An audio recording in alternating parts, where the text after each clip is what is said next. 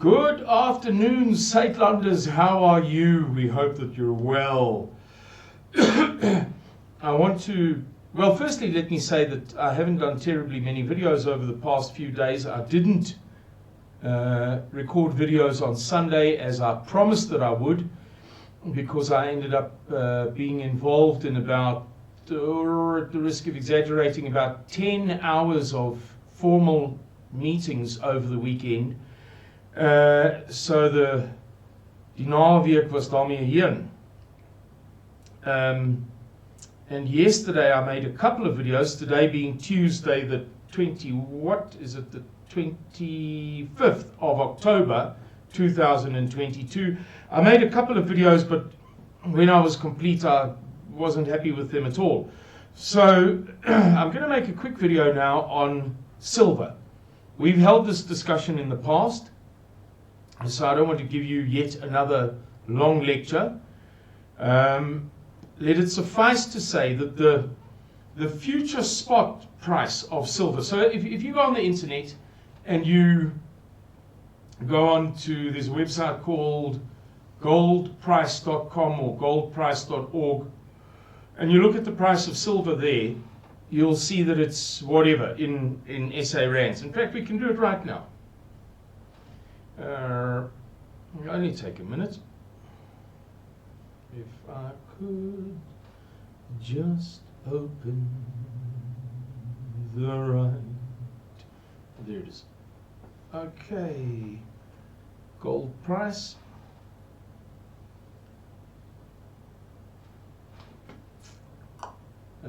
Silver in US dollars has dropped from November of 21 from, oh hang on, here's a better reference point.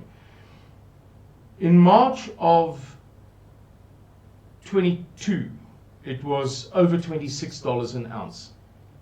It's currently trading at about $19 an ounce. Now, if we go to South Africa's biggest trader,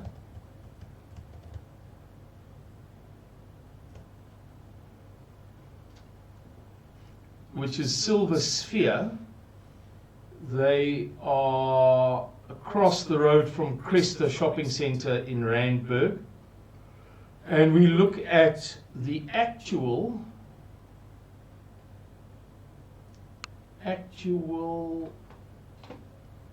price of silver. So we said 1885. We're going to get buy silver bullion coins bars. What would be cheapest? Let's call it silver bullion bars. Right. Sold out. Sold out. Sold out. Sold out. Sold out. Sold out. Sold out. Okay. Everything in their bars is sold out. So this is not making it any easier, but we're going to get to that subject in a second. Let's buy coins and hang on, medallions and rounds. All right, sold out, sold out. Oops.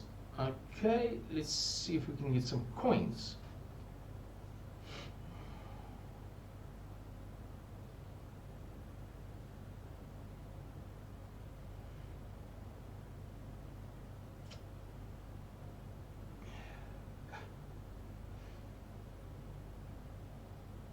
Okay, so 2023 1 ounce silver Britannia, which should be more expensive than just a bar of gold. There's meant to be some collectability, sentimental value, commemorative feature to this. Everybody understands that. Now, let's just have, but we're going to be fair, don't worry. Dollar rand exchange rate, boom, 1849. Okay, so on the face of it, we take 18 rand and 49 cents to the dollar. We multiply it by $18.85 for a coin, I beg your pardon, per ounce, we get 348 rand 54 cents. Now, how does that justify 555? Here we've got another one, Australian kangaroo, 550. The 1 ounce South Africa silver Kruger rand, which is a new thing. They came out, I think the first ones came out in 2016, maybe, something like that. 540 rand. How do you go from 348 to 540? The reason is that the price of the future spot price of silver is manipulated through spoof trades to keep it suppressed artificially low so that the big banks of the world can buy up lots of silver. Now you might say, oh, Simon, that sounds like a bit of a conspiracy theory to me. I mean, really, are the big banks of the world buying up all of the world's silver? Yes. And we know that from the many court cases that have led to convictions in the past 3 years roughly, where silver traders or bullion traders generally at places like JP Morgan Chase and Morgan Stanley and other banks have been caught out doing spoof trades to drive down the price. Now, what is a spoof trade? Spoof trade is where I say, I'll buy your, let's say we have here in Van der Kloof, somebody selling on a WhatsApp group fruit. And they say, we have 10 cartons of fruit. Offer me a price. And I come forward, and I get 2 of my sons to come forward, and I say, I'll take. And the next thing you know, that person is saying, for not less than 100 rand a box. Because I've been buying up, this person is feeling confident. They only paid 50 rand a box, but they can see there's movement. But before I go to collect the fruit, I ring them up and I say, oh, I'm ever so sorry, but I didn't know.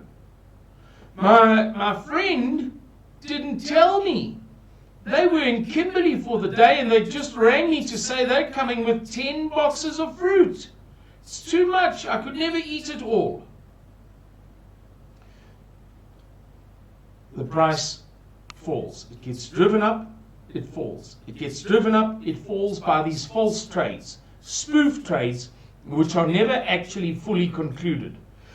Now, depending whether you bet long or short or whatever, you can pull the price in any direction, particularly if you've got huge amounts of money behind you. Now, I've gone into that long technical explanation because some people simply cannot understand how it is that the price of silver is falling and the price of gold, not all the time, but is not performing as well as you might think. And yet there's this claim that all the stock in the world is being bought up, as we see from the Silver Sphere website. There is a way that it is done, and it's well known and well understood, even by the law courts in the USA. It is an enormous problem.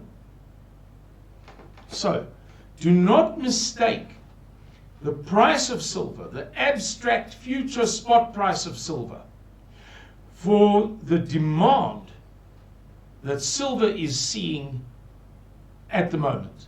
The demand is phenomenal globally because the best and the brightest, those in the know, the banks, the billionaires, the traders, the experts are buying up silver like it's going out of fashion. I just want to check our recording now. I've got so many pages open that I can't see what's going on with that. So there you go, ladies and gentlemen. I'm going to finish with a little read here. There is such a tremendous shortage of physical silver at the world's 2 biggest repositories, namely the London Bullion Metals Association and the Commodity Exchange of New York, so the LBMA and the COMEX, meaning that you, like the banks, can pay at present, can pay an artificially low price at a time when the banks and the mega wealthy people of the world are scrambling to purchase as much of the stuff as possible, because they can see the writing on the wall concerning. Now these are completely separate, somewhat connected factors, but they are separate. And in fact, as you'll hear in a minute, two of these factors are actually inversely proportional. So when the one does badly, the other should do well. When the other does well, the first should do badly. So they are somewhat connected, but they are separate things. They can see the writing on the wall concerning the global economy,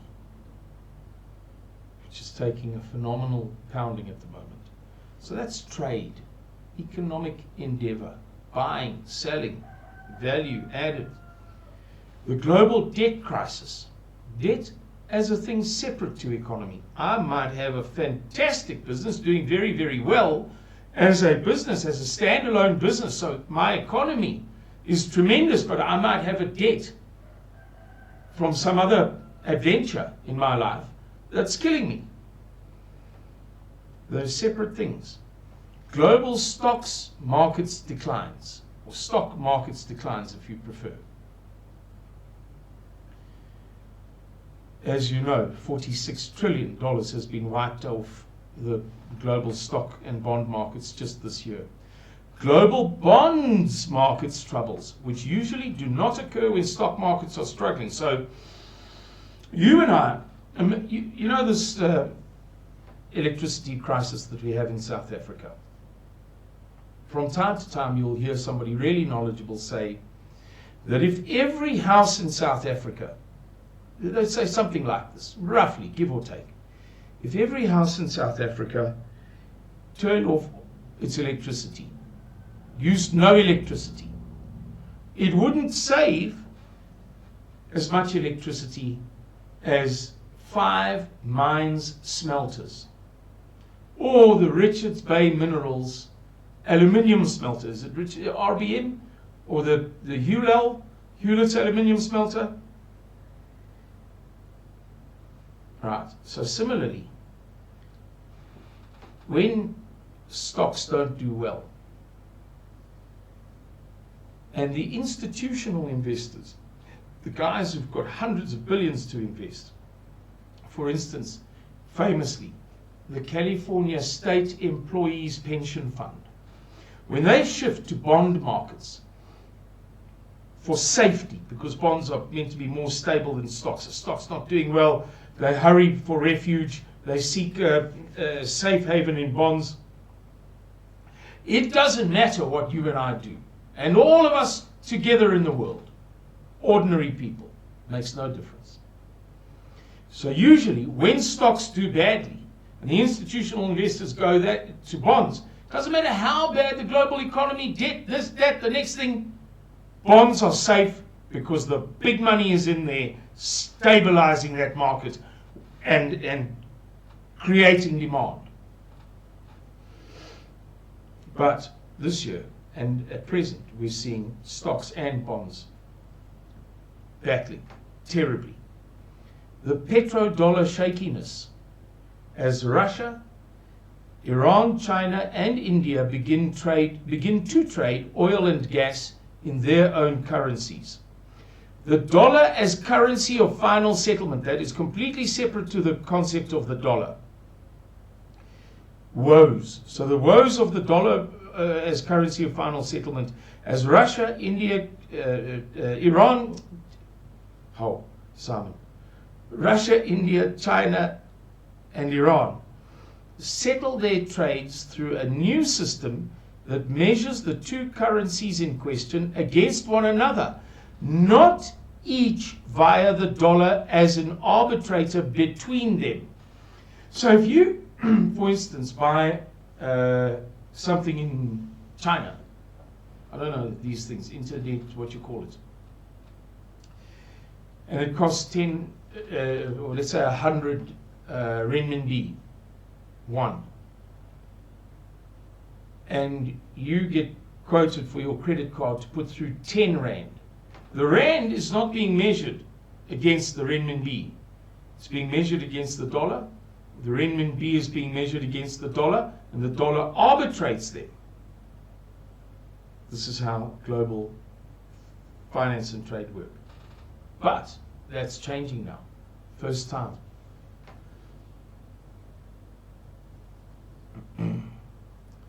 So that again is having a huge effect. Huge effect. And these bankers are saying, oh, heavens above. If the dollar as a petrodollar is being destroyed, and if the dollar as the currency of final settlement is being destroyed, we must seek refuge in something we can depend on. And it's not stocks, and it's not bonds. Therefore, it's silver. And the dollar as world reserve currency. Now, that's a long theoretical thing. It's completely separate to the dollar. And it is completely and utterly separate to the dollar as in practice. In theory, it's the same, but in practice, it's not. The dollar as the currency of final settlement. We're seeing the loss of the dollar as the world reserve currency. So we're witnessing a sea change, as we say in English, a sea change in the recent plus or minus 150-year history of money, trade, finance, sovereign debt, bonds, industry, especially in Europe and the USA, where the industries are being utterly destroyed, commerce, that's trade, and economics. Don't believe Saitlanders. Believe the billionaires and the banks, or simply believe what you can see with your own eyes concerning the global shortage of silver, as we've just witnessed on the Silver Sphere website. Now really might be the last window of opportunity for ordinary people such as yourself to actually obtain, get in your hands meaningful amounts of physical silver at a realistic price. I'm reading from a WhatsApp that I wrote on my foreign group, Saitlanders Afdeling Buitenlands, Saitlanders Foreign Section. That's my department here at Saitlanders, where I work for Mr. Miller. And we deal with lots of foreigners, and I wrote this to them, so this following note will make more sense to you with that in mind. To obtain meaningful amounts of physical silver at a realistic price. Although, I must admit that in South Africa the price has already increased a lot. It is in short supply, and the waiting lists run to weeks and even months. Ladies and gentlemen, I'm not going to labor the point. We have spoken about it before, but it's a hot topic now in global markets. The price is plummeting, and that doesn't mean that there's an oversupply. On the contrary, the price is going down to zero, and people are buying more of it than ever before. And this may really, I'm not going to, as I say, labor the point too much, but for many technical reasons, this may be the last window of opportunity for a very long time, for many years to come, to invest in silver, to actually get it in your hand for a reasonable price. Thank you very much for watching this video. Please like, share, and subscribe. And if you'd like to support the work of Saitlanders, we need support. Please visit saitlanders.org, scroll to the bottom of the home page, and you'll be able to find very easily a number of convenient, user-friendly ways or vectors, channels to support us financially in the work that we do. Thank you very much, and God bless everybody who has watched this video. Bye-bye.